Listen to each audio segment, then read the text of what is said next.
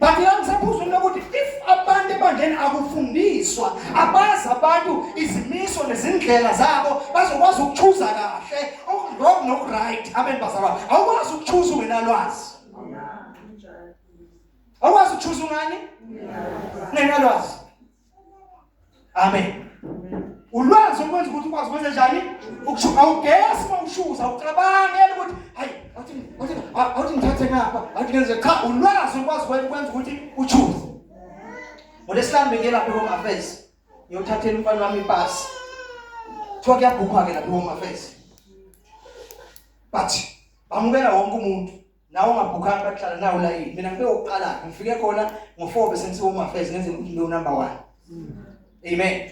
Ngoba ngifuni la yini belithi ngibalekeli la yini masifika lapha kwavele kuthiwa siqala ngababhokile siqala ngama senior citizen nabantu abasalizona lo mile ku number 1 bathathwa lapha nalapha kuze bayoshona ilanga ingangeno nje yethu ayingena nje yethu ayingena asinforma nokuthi njengoba siqalisiwe lapha kushiwo ukuthi hambani sihlala kufanele basinformeke ukuthi hayi njalo sisazoqhubeka nalapha yabona abasitshela ukuthi sihlele uhlalela into ongayazi ngabe uyadecide ukuthi hayi angihambe sengofamba ufike ngibhuke noma yokwenza njalo abasinform kuze kufike la ngiyakhona ngiyobuza mina kahle sisi manje ngoba nasinform nasitshela ukuthi sihlele la nokuhlalela ngo5 ngihlalela ana ayikho into esikonfirma yona thina esingabhukanga kodwa ngithi asihlale sila sizodecide kanjani ukuthi sihlale kutshona ilanga noma nizosebenza noma nizokusebenza yabona mina imistake eniyenzayo ukuthi anikeze abantu information mawusebenza ngabantu abasizwe inkezo abasizi ipuni akusiyo nje material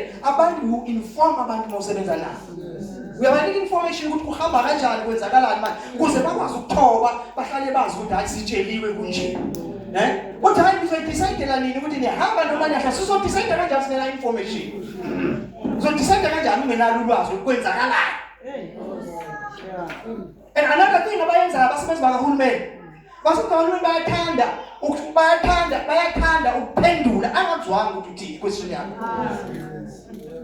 uthanda ukuphendula angazwanga afuna ukuphendula ngombuzo ngeanswer aphendule ngaye loya kanti wena uzene into ehlukile ufuna ukuphendula nje yena ukuthi la ngoba ungaphendula kanjani beza kanje kanti wena uzene ukuhlukile ufuna just information akakunika information uphendula nje ngendlela athanda kufana nerobot mawusebenza ngabantu musukufana nerobot uyabrizina umuntu mayeza kuwe kokuqala ngeke umsize umuntu ungamlaleli uzoyazi kanjani inkinga yakhe uzomsiza kanjani umuntu ongayazi inkinga ngidluleke la bathi nje bengidlulisa ngamabomu ukuthi khona kufanele bakufunde ukuthi mawusebenza ngabantu kuzunga abantu bakuthande kuzunga kunenkinga nabantu abantu abenform hayi sikhona njalo sikhohlile hayi sikhona njalo sikhohlile at least give hope kuneke zithemba masuhlele nje mahlala from 6 to 3 lo utshela ekseni nje ukuthi nina abanye sizobona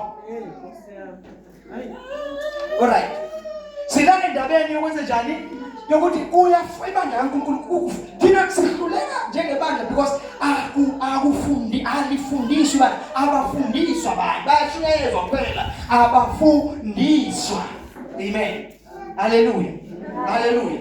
That's why ezinye inkolo ziyadlondlobala and zinamandla ngoba kwezinye inkolo bahlala nabantwana babo bahlale babafundisa inqubo like bathina abazalwane asibafundisi ubazele nje umase umama nobaba. Amen. Senabantwana ngithi amen.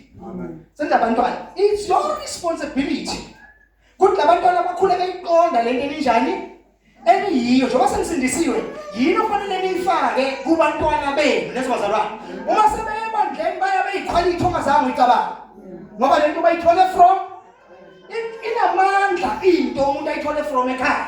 That's why angabe umshintsha umntwana esikolweni kanti ekhaya ayikho into eliyakhaya kuyo. You can blame uthisha bahlala isikhathi esincane noma wena uhlala naye la ungamnikezanga imfundiso eright abantu bazalwane imfundo uzombona khona lesikolweni ukuthi umntwana uphuma ekhaya enjani. Amen.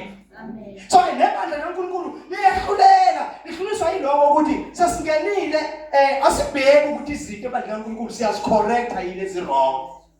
Siyasifundisa yini ukuthi lokhu ku wrong okuright yilokhu. Amen bazalwane. Amen. Hallelujah. Amen. Angithi akhumbula last week besikhuluma ngendaba yokuthi ibandla yilona elifanele lisethe ama standards of living. Amen. Amen. Abantu kufanele basethe ama standards of living yibandla. Amen. So ke asibaze ebandleni ukuqhubeka as usually siqhubeke njengabantu abasezweni.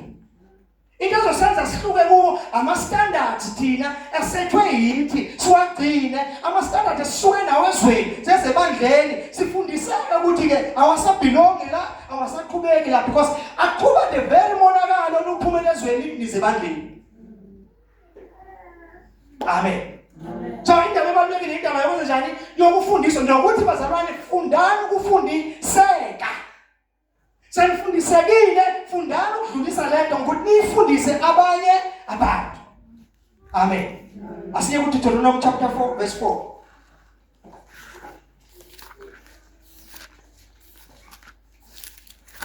Amen. Amen.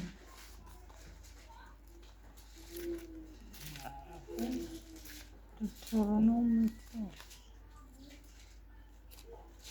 4. Afunde ngesizulu. Amen. Amen bazalwane. Sichizelele indaba yani bazalwane? Lokufundisa izimiso zikaNkulunkulu, izwi likaNkulunkulu. Amen. Hallelujah. Hallelujah. Izwani la. Ilezi lezihamba zahamba zalahleka endlini kaNkulunkulu.